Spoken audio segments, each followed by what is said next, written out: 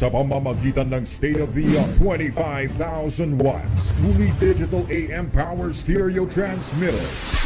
Ito ang DZME 1530, numero 1 sa paghahatid ng mga sariwang balita, impormasyon, komentaryo, alik, musika at public service. DZME 1530, una sa kanan, ang himpilang may paninindigan.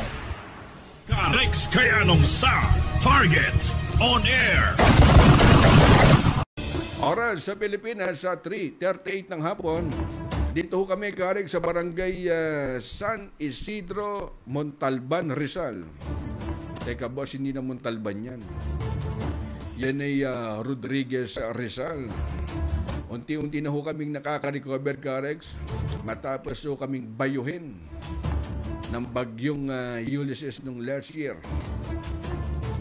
At kahapon, Garix, baka hindi mo alam, personal kaming binisita dito ni Senador Kuya Bongo. Ako, tama. At nag-text nga sa atin yung staff po ni Mayor Tom Hernandez. Sabi niya, Garix, baka hindi mo alam, darating dito si Senador Bongo.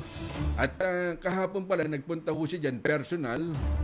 Ika-98 hong Malasakit Center. Abay man taki mo. 98 na yung Malasakit Center nationwide.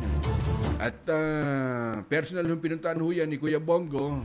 Yung Malasakit Center dyan ho sa Casimiro A. Inares Senior Memorial Hospital in Rodriguez, Rizal. Abay kung di ako nagkakamali. Napakarami ng Malasakit Center ang nilagay ho ni Senador Bongo dyan ho sa Rizal Province. Yan ho yung ika-4 na Malasakit Center.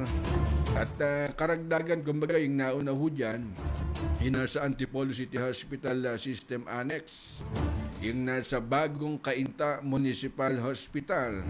Nandyan ho yung Margarito A. Duabit Memorial Hospital. At habang ika-50 tong Malasakit Center sa Luzon, abay, wala ho kayong babayaran ho dyan.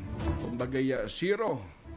At ang katuwang ho dyan, ang tanggapan ho ng PAGCOR, tanggapan ho ng PhilHealth, ang DSWD, at napakalaking pondo nilalaan ho dyan ng tanggapan ho ni Kuya Bongo.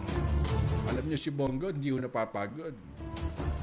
Yung ginagawa ho niyang programa na kapag kami nasusunugan, kapag kami sunog, kumbaga to the rescue, na andun ho yung mama, dinadamayan ho yung biktima ho ng kalamidad, biktima ho ng sunog. Diba? Kumbaga kapag napokyaw mo yung panlasa ho ng mas marami na taong bayan, at nilalapitan mo, abay iba ho yun eh. Kumbaga nakatatak yun. Ang hirap burahin yun sa masa. Kumbaga, hindi mo na kailangang mangampanya. Sabi nga ho gumamit pa ho ng kung anong makinarya. Yung pagtulong mo lang, babain mo sila, lusungin mo sila saan man hundako sa Pilipinas. Abay, isa lang ho iiwan ng mensahe ni Bongo. Ang bisyo ay magserbisyo. At kahapon pala, nandyan ho sa Rodriguez, Rizal. At ika-98 Malasakit Center. Rex Kayanong sa Target On Air.